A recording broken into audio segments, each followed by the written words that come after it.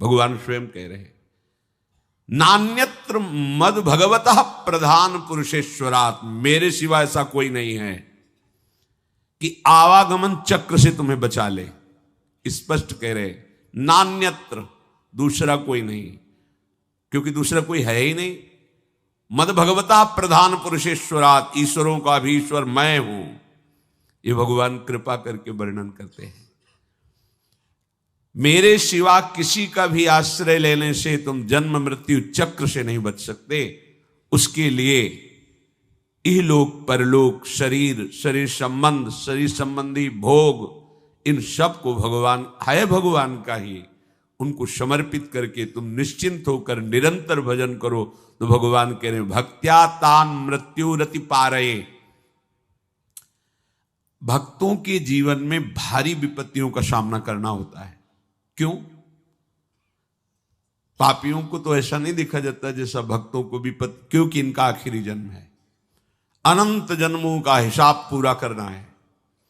इसीलिए लोग डर जाते हैं कि भक्त होते हुए इनको इतना कष्ट, इनकी इतनी विपत्ति, तो मेरे तो आचरण ही ऐसे नहीं, जब इनके भजन का प्रभाव इनको सुखी नहीं कर सकता तो मेरे को क्या सुखी करेगा।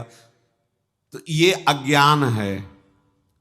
भक्त को जो सुख प्राप्त है और प्राप्त होगा वो त्रिकाल में किसी अन्य साधना वालों को भी प्राप्त नहीं होता। फिर विषयी पुरुषों की तो बात है, तुम उन्हें सुख समझ रहे हो।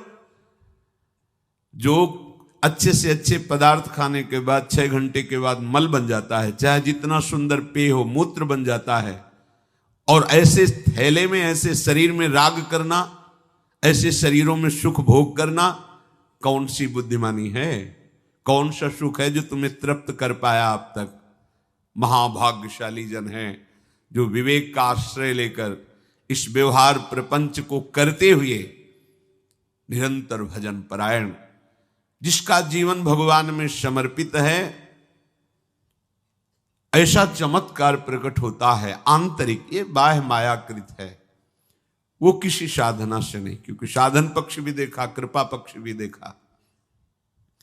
जब किसी भक्त का किसी परिवार में अवतार होता है, अवतरण होता है, जन्म होता है, तो वहां विध्वंस लीला प्रारंभ हो जाती, विनाश लीला। इससे प्रायः संसारिक लोग समझने लगते हैं बड़ा मंगल हुआ। जैसे गोस्वामी जी का प्रादुर्भाव हुआ तो प्रादुर्भाव होते ही मां पधार गए। मतलब इतना प्रबल कृपा वपु भक्त है कि प्रकट होते हुए इस माता को परम पद में, एक दिन के लिए भी अब मृत्यु लोक में नहीं रहना, तुमने मुझे जन्म दिया सीधे परम पद में। संसार क्या देखता है? जन्मते ही मां को खा गया। संसार का स्वरूप अलग है। दासी ने, पिता तो नफरत ही करने लगे थे गोस्वामी जी के। जब दासी ने धाय मां ने पाला, वो भी पधार गई। अब तो लोग तुलसीदास जी को देखना पसंद नहीं करते थे कि इतना भागी है कि जो इसे थोड़ा भी प्यार करे उसके यहां अमंगल हो जाता है। ज्यादा दिन सेवा नहीं करनी पड़ी, परम पद पहुंचा दिया धाय मां को ही। ऐसे ही जो इहलोक परलोक के सारे भोगों का प्रभु में समर्पण कर देते हैं, तो उनके ऊपर ऐसी विशुद्ध कृपा होती कि बिना साधन के पूरे पूरे का पूरा परिवार परम पद का अधिकारी हो जाता है। एक महाभागवत अनन्य भक्त श्री चंद्रहास जी महाराज, उनके पावन चरित्र का अपने लोग श्रवण करते हैं। इससे भक्ति बहुत घनीभूत होती है। भगवान व्यास देव जी ने इस महान पावन चरित्र की रचना करके फलस्तुति में लिखा है, जो चंद्रहास जी के चरित्र का श्रवण और मनन करेगा उसके हृदय में हरि चरणों में अमोघ प्रीति हो जाएगी, अनन्य भक्ति हो जाएगी। चंद्रहास जी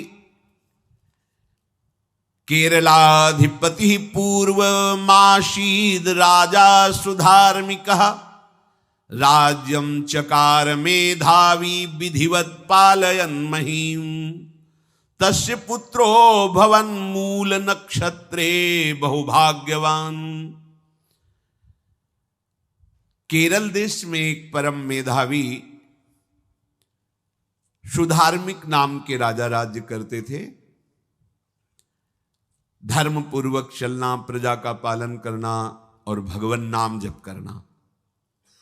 शास्त्र विधि से बिल्कुल कभी प्रतिकूल एक भी आचरण जीवन में नहीं किया, तो उनके यहां महाभागवत चंद्रहास जी का प्रादुर्भाव होता है। भगवान के भक्तों का जिस कुल में प्रादुर्भाव होता है, वो कुल, वो ग्राम, वो नगर, वो देश परम पूजनीय हो जाता है। महाप्रभु चैतन्य देव जब ईश्वरपुरी जी के गांव से गुजरे, पता चला यह ईश्वरपुरी जी का गांव है, उनके शरणागत मंत्रदाता गुरु ईश्वरपुरी जी, तो उस गांव की परिक्रमा करके रज में लौट रहे थे और कहते जा रहे थे कि इस गांव का कुत्ता भी हमारे लिए भगवान के समान पूजनीय, क्योंकि मेरे गुरुदेव का प्रादुर्भाव इस नगर में हुआ और वहां के लोगों की चरण रज लेकर के माथे पे धारण करते। नाम प्रसंग कहे तु उपदेश, जहां या धर्म धन्य सो देश, धन्य सो कुल जे जन्म भयो, धन्य सो तात धन्य सो माए। माता पिता कुल परिवार 21 पीढ़ियां तर जाती हैं यदि भगवान का महाभागवत कोई भक्त पैदा हो जाए। ये महाभाग्यशाली मूल नक्षत्र में प्रकट हुए। लौकिक में अमंगल माना जाता है और भाव में देखो तो मूल कौन है? नक्षत्र भगवान। ऊर्ध्वमूल मधा शाखा मुसत्थम प्राहुरव्ययम, सबके मूल कौन है? श्री भगवान। किस नक्षत्र में पैदा हुए? मूल में, भगवत स्वरूप। और लोक में माना जाता है कि मूलन में पैदा हुआ है लड़का, अमंगल है, कुछ नष्ट ही होगा, संसार बड़ा विचित्र है।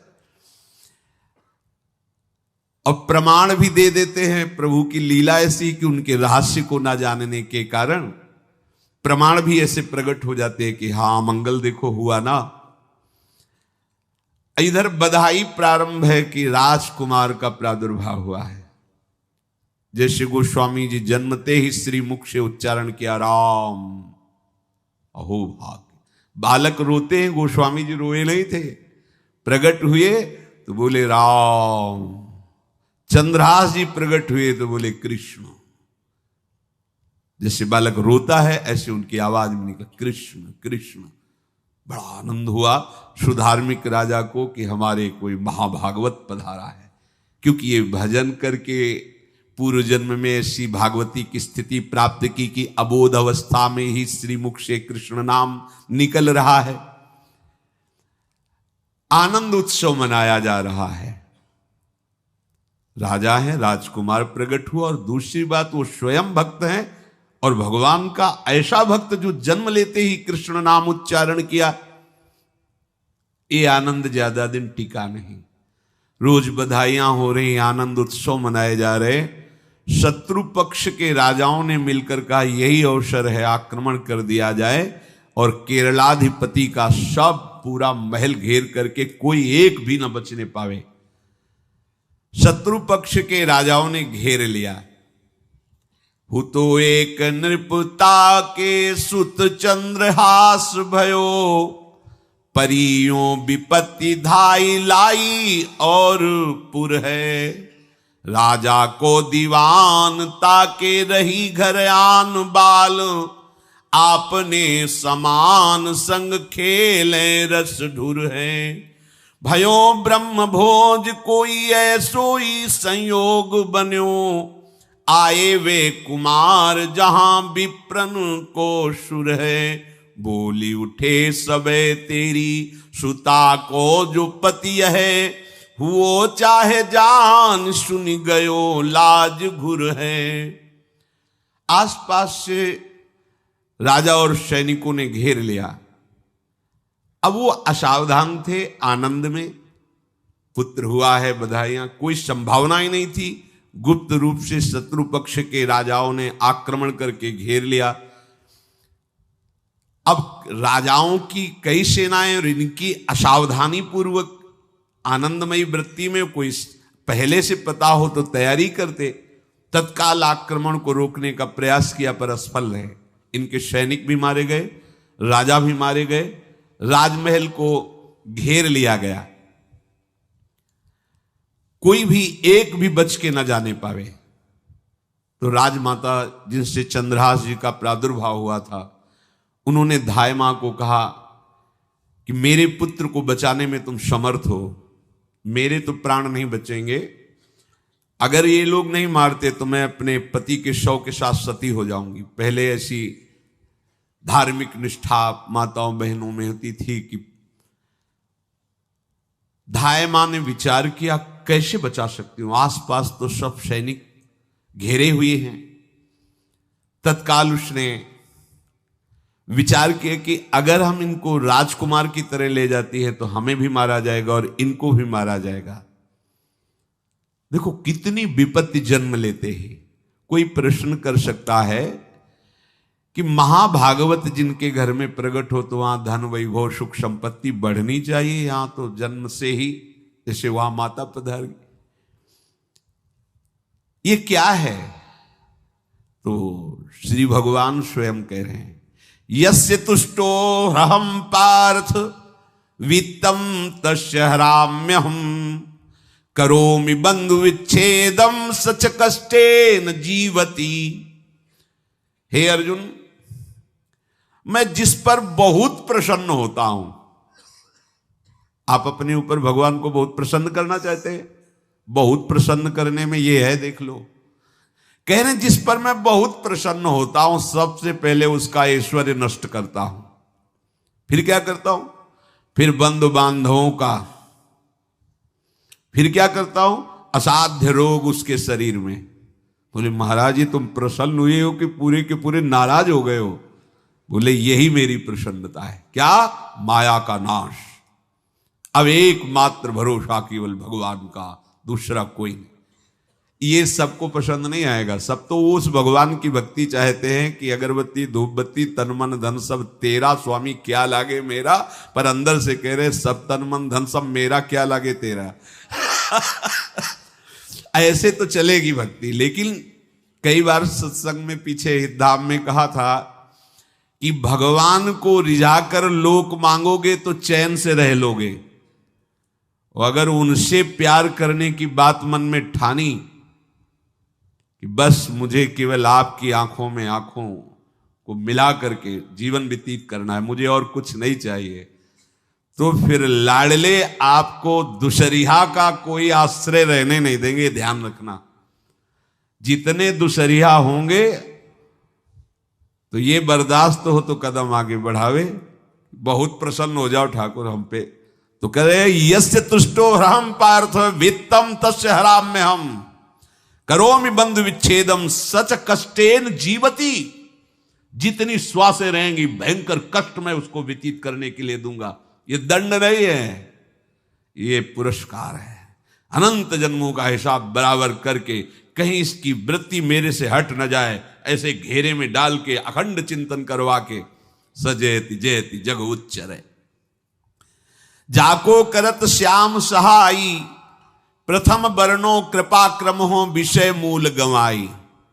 कुल कुटुंब बल वित्त हीनो दीन के दुखदाई। आपने को करजु लीनो आप ही अपनाई।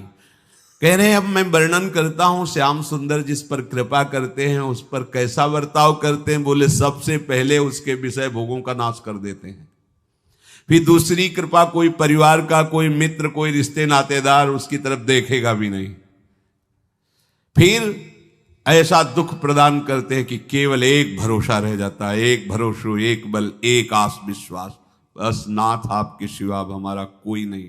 बस वहीं से जो चमत्कार प्रकट होता है, त्रिभुवन में कोई उसकी समानता नहीं कर सकता जिस पर ठाकुर की कृपा है। पर इस कृपा को हजम करने के लिए इसीलिए संत संग किया जाता है कि पहले से वो तैयार कर देते हैं। जैसे आर्मी की ट्रेनिंग होती है ना, ट्रेनिंग के बाद भी बॉर्डर में लगाया जाता है, ऐसे ही संतजन ये ट्रेनिंग देते हैं। अब जो टिके तो टिके, नहीं तो घर बैठे जाके, और अगर टिक गया तो गुरु मेहरबान तो चेला पहलवान, भगवान भी परास्त नहीं कर सकते। उसमें ऐसी सामर्थ्य आ जाती है कि हर प्रभु के द्वारा दिए गए विधान को हंस करके स्वीकार कर लेता है, और ऐसा नहीं कि उसको कष्ट होता है। ये लोक भाषा में भगवान कह रहे हैं सच कष्टेन जीविता, नहीं तो जिस चिदानंद में वो सुख भोगता है वो ब्रह्मा को भी नहीं प्राप्त है। जो भक्त को प्राप्त होता है। भक्त का वैभव दिव्य होता है, चिदानंदमय होता है। ये तो पापियों के पास भी वैभव है, रुपया पैसा कुटुंब परिवार। भगवान के दास के पास जो वैभव होता है वो अचिंत्य है, तुम चिंतन भी नहीं कर सकते, ऐसा वैभव होता है। धायमा ने सेविका का रूप तत्काल लिया, जिससे पोछा झाड़ू लगाने वाले, और कुछ दोने पत्तल डाले, उनके नीचे चंद्रहास जी को डाला, ऊपर से करके इसे माथे पे रख के निकली। सैनिकों ने पूछा इसमें क्या है? तुम उनका राजघराने के दोने पत्ते जूठे दिखा। ऐसे नीचे किया तो देखा सब ऊपर जूठन पड़ा। हाँ चल निकल, जल्दी भाग यहां से, निकल।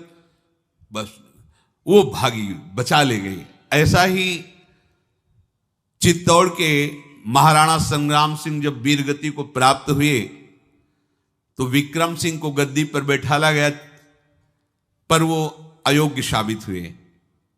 तो राजपूत सरदारों ने, अभी 6 वर्ष के ही उदय सिंह थे, उनको राज सिंहासन पर बैठाल करके अपने हाथ में शासन लिया। सिंहासन के अधिकारी उदय सिंह 6 वर्ष के थे। सुरक्षा में दासी पुत्र बनवीर को सौंपा। बनवीर का दिमाग बदल गया कि 6 वर्ष का इसको काट देते हैं, हम राजा बन जाते हैं। वो पिशाच की तरह महल में घुसा और जितना भी राणा परिवार था सबको उसने काट दिया। और उदय सिंह को काटने के लिए जब आगे बढ़ा तब धायमा ने विचार किया कि मेरा कर्तव्य क्या है। तो उसका पुत्र ठीक 6 वर्ष का उदय सिंह जैसा ही था। तत्काल उदय सिंह को दूसरी जगह लिटाकर अपने पुत्र को लिटाया और एक झाड़ू पोछा करने वाली को उदय सिंह को दिया कि तुम गंगा के किनारे मिलना, नदी के किनारे, मैं वहां जाऊंगी। तो बनवीर आया और कहा उदय सिंह कहाँ है? तो अपने पुत्र की तरफ अंगुली कर। कैसा धर्म रक्षा में ये बलवान सेवक जन होते थे। धायमा है, अपने पुत्र को अपने आंखों से, अपने इशारे से कटवा रही, लेकिन राजपुत्र की रक्षा की। तुरंत बनवीर ने देखा नहीं और काट दिया। और उदय सिंह को, तो जब उदय सिंह तैयार हुए थे तो राजमाता की तरह सम्मान करते थे। धायमा का सिंहासन से उतरकर पैरों में सर रखते थे कि तेरी कृपा से बचे। ऐसे ही चंद्रहास जी को उस दासी ने, जो धायमा ने बचा लिया, वो कुंतलपुर पहुंची और वहां के जो मंत्री दृष्ट बुद्धि थे उनसे प्रार्थना की कि मैं सेवा कला में बड़ी प्रवीण हूं और ये मेरा पुत्र है, अगर आपकी कृपा हो जाए तो कुछ समय के लिए हम आपकी सेवा में, महल सेवा में रहेंगी और हमारे पुत्र का पालन पोषण हो जाएगा। उनकी परीक्षा ली गई तो राजघराने की सेविका थी, परम प्रवीण थी, पर उन्होंने ये परिचय नहीं बताया। विधि विधान से राज्य की सेवा में प्रवीण दासी पाकर उसको अच्छा लगा, ठीक है आप रह सकती है। अभी चंद्रहास जी 3 वर्ष के ही थे कि धायमा पधार गई और ये हर समय कृष्ण कृष्ण कृष्ण कृष्ण कृष्ण नाम इनके चलता रहता था। शोभर्कस्त्रयाब्दिको गौरो लक्षणैरभिलक्षितः ततः सपंचत्व मगमत्र धात्री बालम विनाशति। अब जो उनका दुलार करने वाली थी धायमा, वो भी पधार गई तो कौन उनकी तरफ देखे। पर बहुत ही गौर वर्ण, बड़े ही सुंदर। अब वो गलियों में भटकने, निकाल दिया महल से जब धायमा मर गई, क्योंकि धायमा की सेवा कारण उनको रखा गया था। 3 वर्ष के बालक गलियों में, तो कोई भी माँ देखती उनको तो कोई उनको वस्त्र पहना देती, कोई भोजन करा देती। ऐसे ही भगवान के भक्तों की बड़ी विचित्र लीला होती है। गोस्वामी जी को कोई दरवाजे पे खड़ा नहीं होने देता था, तुलसीदास जी को। अगर वो किसी भूख से प्रेरित होकर बाल रूप ही थे किसी के दरवाजे, अरे बड़ा भागा, इसको हटा दो, जन्मते माँ मर गई, धायमा भी मर गई, कोई भी अगर इसे एक रोटी देगा तो विपत्ति आ जाएगी। तो साक्षात भवानी अन्नपूर्णा अम्बा एकांत में गोस्वामी जी को भोजन पवाती थी आकर के, दुलार करके। ऐसे ही यहां चंद्रहास जी को जो भी माता बहन देखती कुंतलपुर के गलियों में, तो कोई वस्त्र, कोई स्नान करवा देती, कोई काजल लगाती, कोई भोजन पवा देती। परमहंसों जैसा जीवन कट रहा है। कृष्ण कृष्ण कृष्ण कृष्ण। 14 भुवनों में जिनकी अव्याहत गति है, जो सबको देखते रहते हैं, श्री देवर्षि नारद जी। ये कृष्ण कृष्ण बोलता है बालक, और इसका हरि के सिवा कोई नहीं। तो एक दिन एकांत में बैठे हुए थे बालक चंद्रहास जी, नारद जी पधारे हैं, भाई जी से मिले हैं। स्वप्न में कितने महापुरुष मिलते हैं जो भजन ठीक से करते हैं। ये बड़े बड़े महापुरुष आकर के उपदेश करते हैं। ये त्रिकाल सत्य हैं, कोई ऐसा नहीं है कि ये कहानी हैं, अभी हैं। जहां आप भगवत चिंतन करेंगे तो आपको परिचय बड़े बड़े महापुरुषों का मिलने लगेगा। नारद जी आए तो देखा आंख बंद की हुई चंद्रहास जी कृष्ण कृष्ण कृष्ण कृष्ण कृष्ण ऐसा उच्चारण कर रहे। त्रिकालज्ञ सर्वज्ञ नारद जी ने देखा कि ओहो, इतना छोटा बालक और कृष्ण कृष्ण बोल रहा है।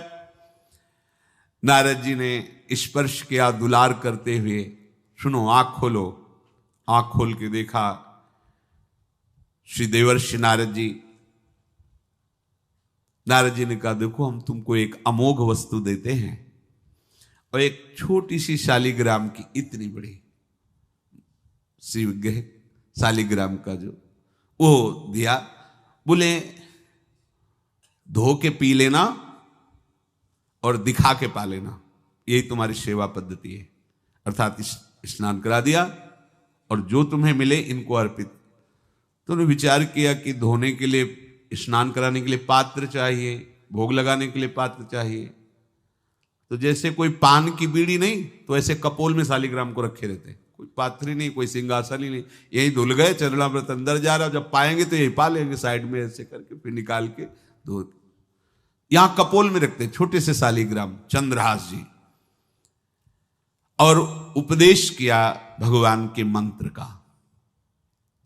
जब कोई भगवत प्राप्ति के लिए चलता है तो भगवान ही गुरु रूप से प्राप्त होते हैं, वहां तक तुम्हें पहुंचा देते हैं या उन महापुरुष को आपसे मिला देते हैं। जब कोई भगवत प्राप्ति के लिए जहां चलता है तो ये भगवान अपनी तरफ से कृपा करते हैं। ये दृष्ट बुद्धि के जो महल में धायमान ने इनका आश्रय स्वीकार करवाया था, उसके एक पुत्र थे मदन जी, वो बड़े भागवत थे। और एक पुत्री थी जिसका नाम था विषया, वो बड़ी सुंदर थी, अभी छोटी अवस्था की ही थी। मदन जी का स्वभाव था भक्तों को भोजन पवाना। जो भगवत भाव के जन होते हैं उनके हृदय में ऐसा उत्साह होता रहता है कि जो वैष्णव हैं, संत जन हैं, इनको भोजन पवाने का मतलब श्री भगवान को भोजन पवाना। भक्तमाल में भी वर्णन है कि जैसे गर्भवती मां को आप कुछ भी पवाओ तो बालक की पुष्टता अपने आप होती है, ऐसे संतों के हृदय में भगवान विराजमान प्रगट रूप से हैं। जब हम संतों को भगवत भाव से भोग पवाते हैं तो साक्षात भगवान ही पाते हैं। और मदन थे भगवत भाव के, तो उन्होंने बुलाया बड़े बड़े भक्तों को और ब्राह्मणों को। जब ब्राह्मण और भक्त पा रहे थे तो खेलते खेलते चंद्रहास जी भी वहीं चले गए और उन्होंने भी वहां प्रसाद पाया। अब बड़े बड़े ब्राह्मणों में एक ज्योतिषाचार्य थे। दृष्ट बुद्धि जी ने हाथ जोड़कर प्रणाम किया और अपने परिवार को प्रणाम करवाया और कहा, यह हमारी पुत्री है। दृष्ट बुद्धि जी ने कहा, आप इसका हाथ देकर बताइए इसको वर कैसा मिलेगा, कैसा ऐश्वर्य होगा। दृष्ट बुद्धि मतलब दुष्ट बुद्धि, ऐसा ही था वो। पर बड़ा विचित्र खेल है, इसकी बुद्धि एकदम विपरीत और पुत्र महाभागवत। भगवान का खेल है, वो भक्ति विरुद्ध और पुत्र भागवत। उन्होंने कहा वर, ऐसे दृष्टि डाली चंद्रहास जी वहीं पार, वो है इसका वर। वो इसे धाय का एक दासी का लड़का हमारी पुत्री का वर बने। बोले शायद आपने ध्यानपूर्वक रेखा नहीं देखी, वो हम देख लिए हैं, यही है तुम्हारी पुत्री का वर। तो पर्यो सोच भारी कहा करो यो विचारी, अहो सुता जो हमारी ताको पति ऐसो चाहिए, डारो या ही मार या को यह है विचारी, तब बोली नीच जन कहो मारो ही दाहिए, लेके गए दूर देखी बाल छवि पूर, हम योनि पर धूर दुख ऐसो अवगाहिए, बोले अकुलाए तो ही मारेंगे सहाय कौन, मांगो एक बात जब कहो तब वाहिए। दृष्ट बुद्धि ने विचार किया कि एक भिखमंगा हमारी राजकुमारी पुत्री का दूल्हा बनेगा। पंडित जी को तो दक्षिणा दी, विदा किया और सैनिकों से कहा एक घर से निकलने न पावे बालक, क्योंकि ज्योतिष पक्की, ज्योतिष शास्त्र सत्य है पर उसका सम्यक ज्ञान होना चाहिए। भला मुझ सम्राट के मंत्री की पुत्री, वो महामंत्री हैं दृष्ट बुद्धि, और ये एक भिखमंगा कैसे हो सकता है? बड़ा हृदय में जलन हुआ, ये तो बड़ी अपकीर्ति और दुर्भाग्य का विषय होगा, इसी को मरवा डालते हैं, काम खत्म हो जाएगा। निश्चय किया और जल्लादों को बुलाया और कहा ये बालक जो पंगत में भोग पा रहा है इसको ले जाओ और जंगल में मार के, और इसका कोई अंग हमें काट के दिखाओ कि हाँ मार, मतलब पक्का मार देना है। क्योंकि वो इतने सुंदर थे, इतने सुशील थे, इतने प्यारे लगते थे कि कोई भी मारने के लिए तैयार, इसीलिए उसने शर्त रखी इनका अंग काट करके हमको प्रमाण में दिखाया जाए कि मार दिए गए हैं। ततो देवास भगवान चांडालास्तान मुमुहत, मोहितास्त्वन्त्यजा वाक्य मब्रुवन कीदृशः शिशु। चांडालों ने हाथ पकड़ा चंद्रहास जी को, ले गए। चंद्रहास जी का स्पर्श करते हुए उनको ऐसा दुलार होने लगा हृदय में, जैसे मां को अपने बच्चे से दुलार होता है। स्पर्श करते, दरस परस अघनाश, भक्त का स्पर्श ही पापों का नाश कर देता है। वो दो जल्लाद आपस में कहने लगे भाई जीवन हो गया लोगों को मारते हुए, कभी कोई पुण्य का काम नहीं किया। ये देखो भक्त संग का प्रभाव। इस सुकुमार विशाल नेत्र, कैसा सुंदर बालक जो हमारे चित्त को चुरा रहा है, इस दुष्ट बुद्धि मंत्री ने आदेश किया मारने का। भला इससे क्या बिगाड़ा इनका, क्यों मारना चाहता है? देखो वैसे तो मां पापी है ही है, क्योंकि जल्लाद घर में जन्मे हैं, पूर्व जन्म के पापों के अनुसार इस जन्म में न जाने कितनों को हमने काटा है। पर पता नहीं क्या हो रहा है, मेरे हृदय में ऐसी हिम्मत नहीं आ रही कि इस बालक को मैं मार सकूं।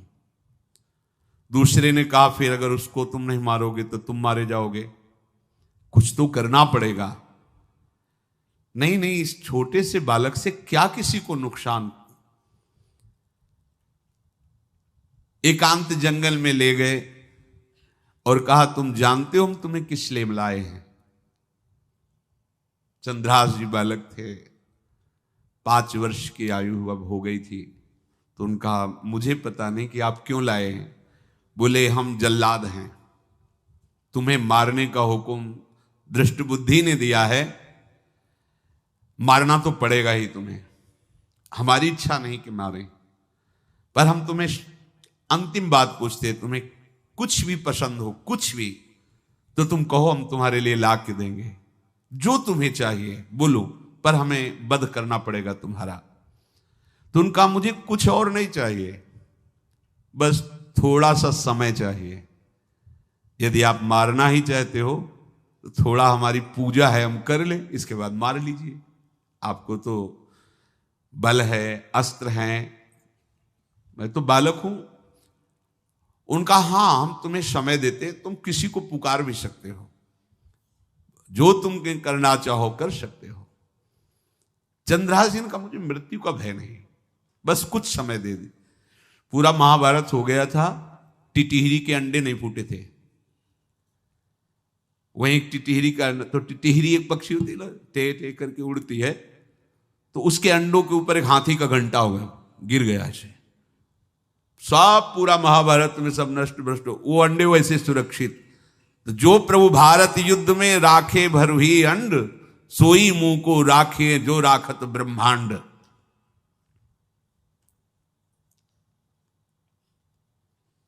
मैं तो अनाथ हूं, श्री कृष्ण के सिवा कोई मेरा है नहीं, मैं किसको पुकारूं? मेरा आश्रय तो एकमात्र वही प्रभु हैं। और निकाला शालिग्राम, यही सिंहासन है शालिग्राम का। भगवान के भक्तों की अपार महिमा है। मान लीनो बोल वे कपोल मध्य गोल, एक गंडकी कुशुत काढ़ सेवा नी कीनी है। क्या सेवा? वहां कोई पंचपात्र गंगा जल ये सब थोड़ी है, लेकर बस आंसुओं से अभिषिक्त कर रहे हैं। प्रभु मुझे तो कोई ज्ञान नहीं कि आपकी सेवा कैसे की जाती, मैं तो अपने मुख में ही आपको रखता हूं। अब मेरे जीवन का अंत होने जा रहा है, बस मैं यही प्रार्थना करता हूं कि मैं आपके ही समीप पहुंचूं, आपका ही स्मरण करूं, आपसे कभी विलग न हूं, एक भी वृत्ति आपसे कभी विलग न जाए। भयो तदाकार्यो निहार सुख भार भरी, नैनन की कोर ही सो आज्ञा बध दीनी है। श्याम सुंदर मुरली मनोहर ललित त्रिभंगी ध्यान करते हुए आंख खोली और इशारा किया, काट दो मुझे। जल्लादों ने जब देखा आंसू चल रहे ऐसा, वो बैठ गए अस्त्र रख के, कहने लगे भाई तुम मुझे मार दो, भले भले वो दृष्ट बुद्धि मुझे, मैं इस बालक को नहीं मार पाऊंगा, मेरी हिम्मत नहीं। अब कुछ भी हो, मेरा वध हो जाए, पर मैं इस बालक को, गिरे मुरझाई दया आई कछु भाए भरे, ढरे प्रभु और मति आनंद शोभिनी है। हुती छठी आंगुरी सो काट लई दूषण हो, भूषण ही भयो जाई कहीं सांच चीनी है। जब नेत्र का इशारा हुआ कि वध कर दो, तो जो बधिक मारने के लिए आए हत्यारे थे वो आनंद से एकदम प्रफुल्लित हुए और कहा मैं नहीं मार पाऊंगा तुम्हें। तो एक ने कहा देखो एक उपाय मुझे दिखाई दे रहा है, इस बालक में विशेषता तो है ही, पर इसके पैरों में देखो, बाएं पैर में एक छठी अंगुली भी है, किसी किसी को होती है।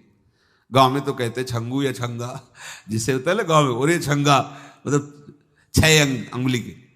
बोले इसको अगर काट लेते हैं तो प्रमाण भी सत्य, जिसकी कसम खवाएगा मैं खा लूंगा कि ये चंद्रहास जी के है, और मैं मार दिया। और कौन इस बालक को ढूंढेगा, जंगल में छोड़ देते हैं, अपनी तो सामर्थ्य नहीं। बदिकों ने, जल्लादों ने ऐसा ही किया और जाकर अंगुली दिखा दी, मैं बालक का वध करके आ गया हूं। उनको यह कि लाखों बार इन्होंने वध किया तो संशय का कोई रिश्तेदार थोड़ी है, वो तो बालक है, उसको मारने में क्या। हाँ ठीक है, मार दिया गया। अब वो जो चले गए तो अंगुली जो कटी थी उससे रक्त प्रवाह हो रहा है। कृष्ण कृष्ण जगन्नाथ वासुदेव जनार्दन, हे कृष्ण हे जगन्नाथ हे वासुदेव हे जनार्दन, ऐसे नाम उच्चारण करते हुए मूर्छित हो रहे हैं चंद्रहास जी। वो छोड़ करके जल्लाद चले गए। चंद्रहास जी भगवान का स्मरण कर रहे हैं, तो जितने जंगल के मृग हैं वो सब मंडलाकार घेर के ऐसे। एक हुमा नाम का पंछी होता है, अगर उसके पंखे की छाया पड़ जाए तो चक्रवर्ती सम्राट का वैभव प्राप्त होता है। और वो भीड़ की भीड़ पक्षी आकर चंद्रहास जी के ऊपर ऐसे घेरे हुए हैं, आसपास मृग मृगी मृग शावक सब घेरे हुए हैं। बीच में चंद्रहास जी कृष्ण गोविंद दामोदर माधव ऐसे उच्चारण कर रहे हैं। जो भगवान के चिंतन में मगन रहना अपना स्वभाव बना लेता है, तो देखो ऐसे हत्यारों के हृदय में भी दया गई, क्योंकि दया समुद्र भगवान का स्मरण जो करते हैं उनमें ऐसी महामहिम दिव्यता आ जाती है। कोई भी कितना भी निर्दयी हो, अंदर से वो भले जल रहा है द्वेष के कारण, पर कहीं ना कहीं ये द्वेष आंतरिक राग का सूचक हो। वो भी भक्त को प्यार करता है, पर भक्ति ना होने के कारण वही उसका राग द्वेष में बदल जाता है। कोई भी हो, अंदर से जब भक्त के प्रति जलन पैदा करता है तो उसमें मूल होता है भक्त की महिमा, भक्त का महत्व, पर उसे ना प्राप्त, जैसे कहते हैं कि वो अंगूर खट्टे हैं और हट नहीं प्राप्त कर पाए तो अंगूर खट्टे हैं, बकाया महत्व तो सब के अंदर होता है। दुष्ट से भी दुष्ट के अंदर भगवान के भक्तों का महत्व होता है, क्योंकि सबके हृदय में भगवान विराजमान है। अब चंद्रहास जी भगवत स्मरण करते हुए पक्षियों के और मृग आदि के बीच में हैं। उधर भगवान का एक विधान तैयार होता है, वह देश भूमि में रहत लघु भूप और सुख सवै एक सुत चाह भारी है। कुंतलपुर के ही अधीन एक चंदनवती नाम की राज्य नगरी थी। वहां के राजा थे, उनके पुत्र नहीं हो रहा था, तो उन्होंने बहुत से दान पुण्य यज्ञ आदि किए। गृहस्थी धर्म में पुत्र ना होना एक बहुत अमंगल सूचक होता है।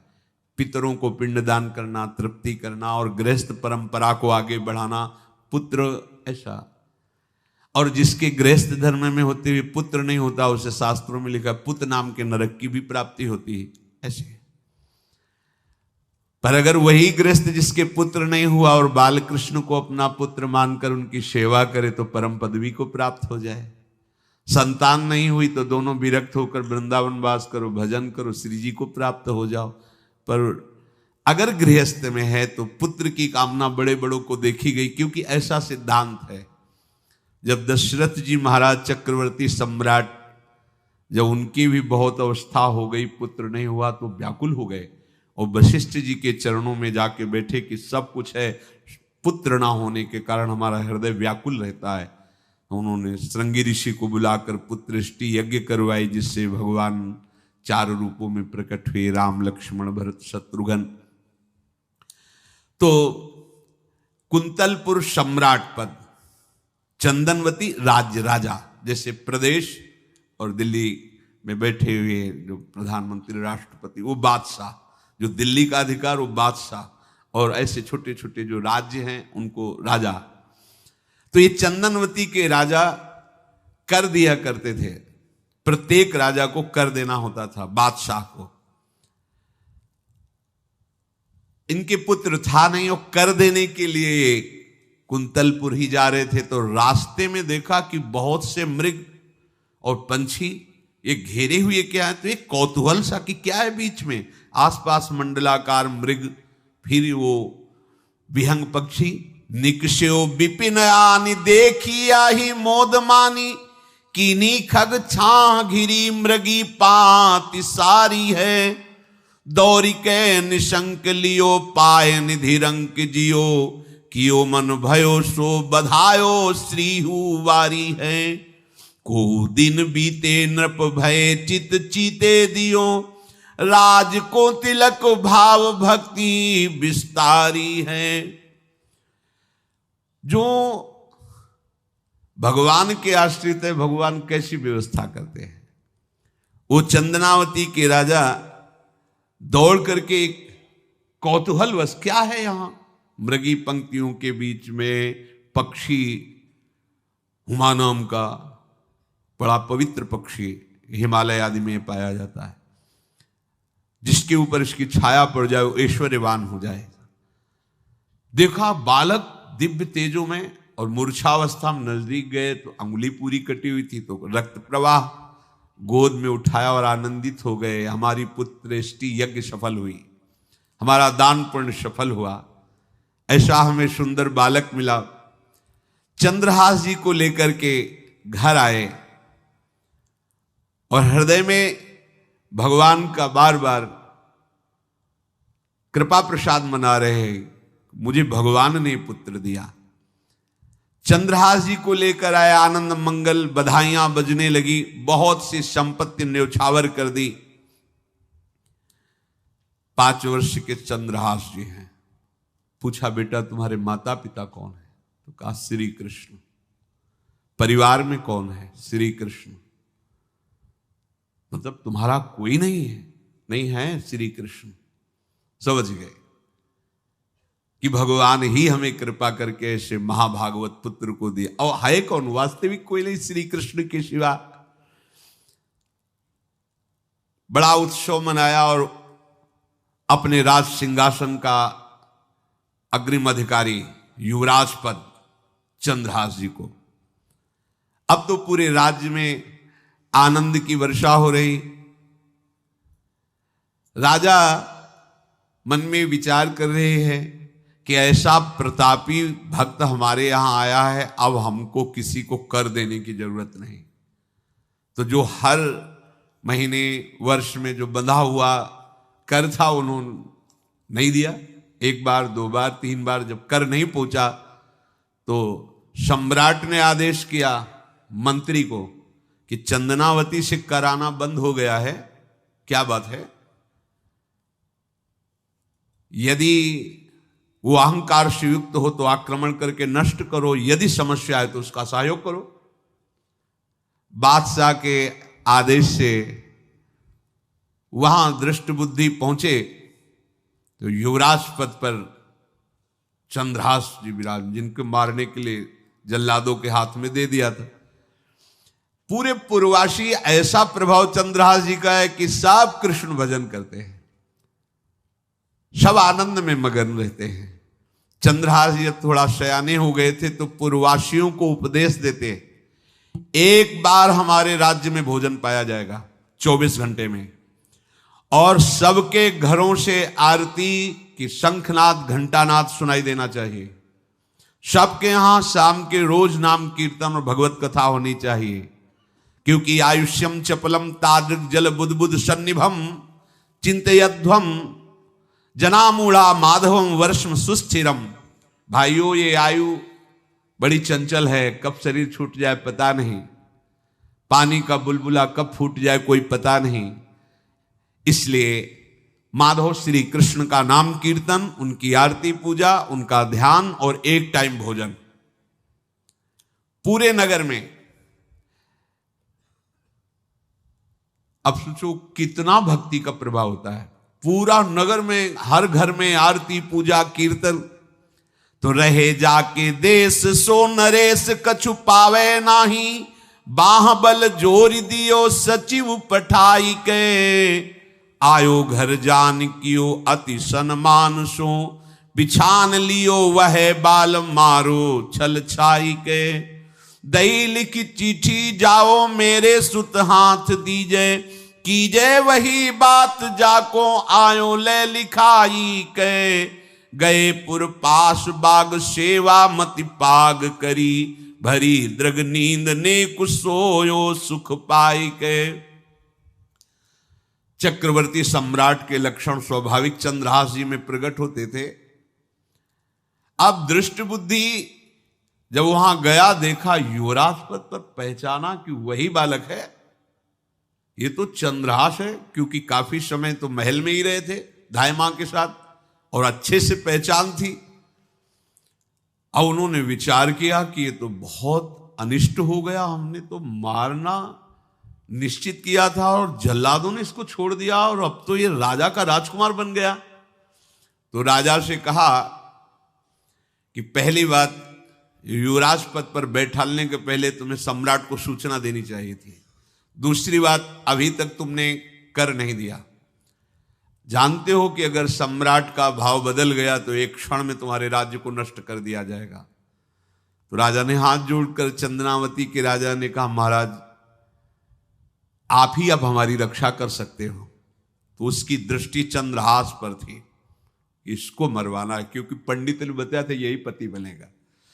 अरे तो अब तो आनंदित होना चाहिए कि अब तो राजा बनेगा, अब तो बढ़िया है। लेकिन चंद्रहास जी को यदि आप सम्राट के पास भेज देते हैं और सम्राट निश्चित प्रसन्न हो जाएंगे चंद्रहास को देख के, तो वो तुम्हारे इस अपराध को क्षमा कर देंगे। युवराज पद दे दिया और भेंट नहीं दी, कर नहीं दिया महीनों से, तो ऐसा करो चंद्रहास जी को भेज दो। राजा ने स्वीकार कर लिया। और पहले लोग बिल्कुल धर्म से चलते थे, कहीं भी अधर्म का लेश नहीं। एक चिट्ठी लिखी दृष्ट बुद्धि ने और चंद्रहास जी से कहा खोल के पढ़ना नहीं, मेरे पुत्र मदन को देना जाके, और मदन तुम्हें फिर आगे का कार्य सम्राट से मिलाना, माफी करवा देना, ये सब करवा देगा, पर ये चिट्ठी तुम रास्ते में खोल के नहीं देखना। और वैसे भी किसी का पत्र खोल के देखने का धर्म नहीं कहता। अगर कोई पत्र दे तो ये नहीं कि इसमें क्या लिखा है, नहीं, या तो हिम्मत नहीं है, इतनी धैर्य नहीं है तो मत लो। अगर धैर्य है तो हाथ में लेकर जहां तक पहुंचाना वहां तक पहुंचा दो, नहीं तो वो कार्य ही मत लो। ये अधर्म है कि आप बीच में उसको खोलकर पढ़े। पहले लोग बहुत धर्मात्मा होते थे, एक एक बात धर्मयुक्त होती थी। चंद्रहास जी को चिट्ठी दी, चंद्रहास जी ने पत्र को अपनी पाग में खोस लिया और कुंतलपुर के लिए चले। अब इनका किशोर अवस्था में प्रवेश हो चुका था। एक सुंदर कुंतलपुर के बाहरी रमणीय बगीचा था, वृक्ष बहुत सुंदर सुंदर, पुष्प वाटिका भी, बड़ा मनोरम लगा। घोड़ा बांध दिया वृक्ष में और पहले सरोवर का बड़ा निर्मल जल होता, जल पिया, हाथ मुंह धोया, थोड़ी देर भगवान का ध्यान करते रहे वृक्ष के नीचे और फिर लेट गए तो नींद आ गई। भगवान बड़े कृपालु हैं। जो भगवद आश्रित होता है त्रिभुवन में कोई उसका अमंगल नहीं कर सकता। अपनी सहेलियों के साथ दृष्ट बुद्धि की वही राजकुमारी जिसके साथ इनका ज्योतिषाचार्य ने कहा था यही पति होगा, वो अपनी बहुत सी समान वयस्क अवस्था की जो किशोरियां थी उनके साथ वो, और ये राजवाटिका थी, इसमें घूमने के लिए आई। तो घोड़ा देखा तो उसने कहा यहां किसी का घोड़ा कैसे आ सकता है, हमें लगता है कोई यात्री इसमें प्रवेश कर गया, उसको पता नहीं होगा कि राजवाटिका है। खेलत सहेलिन मो आई वाही बाग मांझ, करी अनुराग भई न्यारी देखी रीझी है। पाग मदि पाती छवि माती झुकी खेच लई, बाची खोल लिख्यो विष दैन पिता खीजी है। विषयाशु नाम अभिराम दृगवंजन सो, विषया बनाई मन भाई रस भींजी है। आई मिली आलिन में लालन को ध्यान हिए, पिए मद मानो गृह आई तब धीजी है। वो अपने सहेलियों के साथ घूमते हुए उसी वृक्ष के नीचे पहुंची जा। चंद्रहास नौ किशोर अवस्था, और जो भगवान का भजन करते हैं उनमें एक विशेष आकर्षण होता है जो साधारण आदमियों में नहीं होता। वो कैसा भी रूप हो उससे मतलब आकर्षण होता है, ऐसा लगता है इनके समीप बैठे रहे, इनको देखते रहे, इनकी बातें सुनते रहे, उनमें भगवत आकर्षण होता है। आंख मुंदी हुई शोर है, देखते ही पूर्व विधान के अनुसार उसका चित्त लुट गया। इतना सुंदर नौ किशोर अवस्था, आसपास देखा तो सखियां खेलने में लगी थी। पाग में एक चिट्ठी सी दिखाई दी तो झुक करके चुपचाप ऐसे नौ किशोर अवस्था में चंचलता भी होती है, चिट्ठी खोल करके देखा तो वैसे ही रूप माधुरी में आसक्त हो गई थी। पूर्व संस्कार से आकर्षण भी हुआ। इसने संस्कृत में लिखा था विस्मस्मयी प्रदातव्यम त्वया मदन शत्रुवे, कार्या कार्यम न दृष्टव्यम कर्तव्यम खलु में प्रियम। मदन पुत्र, उनके नाम था मदन। अय मदन, बिना कुछ विचार किए इसको विष दे देना जाते ही। क्या उचित है क्या अनुचित ये तुम्हें नहीं सोचना, मेरा प्रिय करना, मेरे आदेश का पालन, जाते ही से विष दे देना। पत्र उसने देखा वो पिताजी की बुद्धि खराब हो गई, ऐसे सुंदर नव किशोर को विष देने की बात लिख दी। अब उसे बड़ा दुख हुआ कि पहली ही दृष्टि में, अभी तो इन्होंने आंख खोल के हमें देखा ही नहीं, और इनको इस सोई हुई मुद्रा में देख करके मेरे प्राण समर्पित हो गए, मेरा चित्त समर्पित हो गया। चलो, जब मेरी सखियों के नाम पुकारे जाते, हेमलता, शशिकला आदि, तो मुझे चुभता था कि मेरा नाम पिताजी ने विषया क्यों रखा है। आज सार्थक हो गया, मेरा नाम सार्थक हो गया। काजल लगाई हुई थी, एक सीख से ऐसे काजल लिया, और एक संस्कृत में आ बनता है ऐसा, ऐसे, बस ऐसे कर दो तो विषया हो गया। अब उसका अर्थ बदल गया। हे मदन, उचित अनुचित का विचार छोड़कर जाते ही इसे विषया प्रदान कर दो, ये मेरा प्रिय कार्य होगा। विषय पुत्री भगवान है, जैसी हो भवतव्यता तैसी बने सहाय, आप ना आवे आप परताई तहां ले जाए। तो ओ पत्र वही खोस दिया, और ये सुख हुआ कि तो जाएंगे भाई के पास ही ना, तो घर में ही तो जाएंगे, वहां इनकी इस प्रसन्न मुद्रा में बातचीत करते हुए मैं इनको देखूंगी। ये भगवान का विधान होता है। भगवान श्री राम जब पुष्प वाटिका में पुष्प चयन कर रहे, तो श्री विदेह राजनंदनी जानकी जी की नूपुरों की ध्वनि कान में पड़ी। सावधान हो गए। लक्ष्मण जी से कहते, लक्ष्मण आज तक मेरे मन में ऐसा नहीं हुआ, ये नूपुर और कंकन की ध्वनि मेरे मन में व्याकुलता पैदा कर रही, और रघुवंशियों का स्वभाव ऐसा नहीं है। ये किसकी हो सकती है नूपुर ध्वनि? तो बोले भैया ये तो जनक जी का निज महल की वाटिका है, इसमें तो राज परिवार के सिवा किसी का प्रवेश ही नहीं होता। ऐसे ही बात कर रहे थे कि सामने से श्री विदेह राजनंदनी किशोरी जी जानकी जी को भगवान के पसीना आ गया माथे में ऐसा सुंदर स्वरूप। और लक्ष्मण जी से कहते, लक्ष्मण मुझे अपने मन पे विश्वास, मर्यादा पुरुषोत्तम भगवान, मुझे अपने मन पे विश्वास है कि कभी भी इसमें हलचल नहीं, पर आज कुछ हम संभाल नहीं पा रहे। ये विधान होता है ना, जानकी जी को देख, तो ये भगवान का विधान होता है जो ऐसा पवित्र भाव वाले।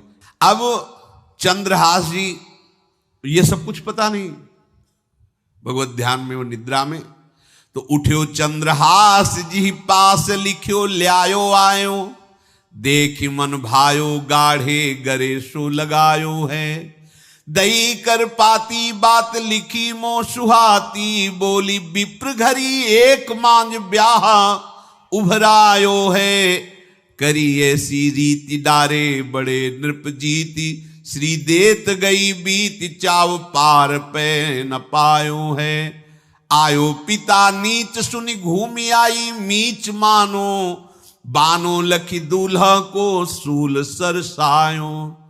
चंद्रहास जी उठे और पूछते हुए मंत्री के घर पहुंचे, और मदन ने जो ही कि चंदनावती से पिताजी ने इनको भेजा है, ये वहां के राजकुमार हैं, हृदय से लगाया।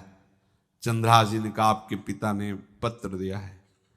उन्होंने पत्र पढ़ा, विषमस्मयी तो विषयास्मयी, विषय तुरंत बिना विचार किए ब्याह कर दो, दे दो,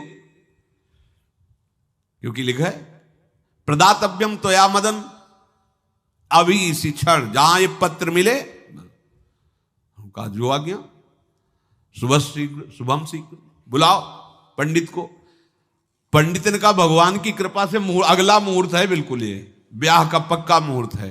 अब तो राजघराने तत्काल व्यवस्था हुई, अब वो तो पहले ही मोहित हो चुकी थी देख के विषया जी। तत्काल दुल्हन रूप उनको सजाया गया, इनको दूल्हा रूप सजाया गया, पंडित शुरू कर दिए, गणानंतो आगणपति को ब्याह हो गया। अब जब ब्याह यहां खूब धूमधाम से हो गया, तो दृष्ट बुद्धि ने सोचा कि काम हो गया होगा, विष दे दिया होगा, मर अब हम जाके संभाल लेंगे, क्योंकि राजकुमार है, कैसे विष दिया, कौन दिया, तो इस बात को हम संभाल लेंगे। जब वहां घर है तो पूरे नगर में सजावट हुई थी। बोले भैया सजावट का है कि? बोले महाराज आपके ही आदेश से तो है, आपने दूल्हा भेजा था, और दूल्हा भी तो ब्याह, किसने कब कहा ऐसा? बोले वो तो मदन के पास चिट्ठी रखी है। अब घर गए, मदन को बोला, बोले तुम्हारी बुद्धि मारी गई क्या? हमने पत्र में लिखा था। दिखा दिया, लिखा था हमने 20, इसमें विषया कैसे लिख गया? काजल से ऐसे, और पहले स्याही काजल की ही होती थी, तो ऐसे भगवान सब कुछ बना देते हैं। उनका पिताश्री, एक भी अक्षर आपकी आज्ञा का उल्लंघन, आपने लिखा था बिना विचार किए उचित अनुचित का हमारी आज्ञा का पालन किया जाए। विषया प्रदातव्यम मदन, मेरा नाम लेके आपने संबोधन करके, ये देखो ये लिखा हुआ है, इसमें हमारी त्रुटि क्या है? देखा तो चंद्रहास जी दूल्हा और सुंदर, अब उसका हृदय आग ले। अब तो मान जाना चाहिए, बिटिया का वरण हो गया भाई, ब्याह हो गया, अब तो गुस्सा छोड़ देनी चाहिए। पर दुष्ट बुद्धि, नाम ही रखा था दृष्ट बुद्धि, उसने कहा चाहे बिटिया विधवा रहे पर तुम्हें जिंदा नहीं रहने देंगे। ये दुष्ट बुद्धि होती है। देखो कैसे कैसे ऐसे ही होते हैं, कुछ लोग ऐसे ही होते हैं, हमारी इज्जत, फिर जेल काटता है पूरा परिवार, मार डालेंगे तुम्हें जिंदा नहीं रखेंगे, ऐसे दुष्ट बुद्धि का स्वभाव होता है। अब भाव जब बिगड़ जाता है तो फिर पकड़ में नहीं आती बात, यही समझ जाना चाहिए था। चरणों में प्रणाम करके कि अब तो तुम हमारे बेटे के समान हो, ये भी राज्य तुम्हारा, वो भी, आनंद लो। अब बड़ा सुख का कार्य है। लेकिन जब नकारात्मक सोच आ जाती है तो बुद्धि कंट्रोल में नहीं रहती, वो फिर उद्दंडता करने, उसका निश्चय गलत होता है। बैठ्यो ले कांत सुत करी कहा भ्रांत, ये कहो सो नितांत कर पाती ले दिखाई है। बाँच आँच लागी मैं तो बड़ोई अभागी, ए पे मारो मति पागी, बेटी राणु सुहाई। बेटिया भले विधवा हो जाए पर इसको हम मरवा देंगे। बोल नीच जाति बात कही तुम जाओ मठ आवे, यहां को मारी डारो मोही भाई है। चंद्रहास जू सौभाग्यो देवी पूजी आओ, आप मेरी कुल पूज सदारी ती चली आई है। नजदीक गया और कहा कि बहुत कृपा हुई, आप हमारे दामाद बने, पर हमारे यहाँ की एक रीति है, हमारे नगर के बाहर जो देवी हैं उसमें लड़की का वर अकेले पूजा करने जाता है। आपको हमारी कुल की रीति का निर्वाह करना होगा, आपको जाना ही होगा। कोई समस्या नहीं, हमारे लिए तो हर देवी देवता भगवत स्वरूप है, आपके लिए हम पूजने चले जाएंगे, पूजन की थाल तैयार करो। और उधर कई बलवान सैनिकों को भेजा, देवी पूजने जो आ रहा है तत्काल उसे काट देना, किसी भी तरह बचना नहीं चाहिए, नहीं तुम सब मारे जाओगे। जो आदेश देवी मंदिर में सैनिकों को लगा दिया, जो आवे तत्काल मार देना, क्योंकि अब भेज ही रहे ना, तो नाम नहीं लिया, कहा जो आवे तत्काल मार देना, मेरा आदेश अगर बचा तो मैं तुम्हें मार दूंगा। उन राज सैनिकों ने जो बधिक स्वभाव के थे पहले से वहां लग गए।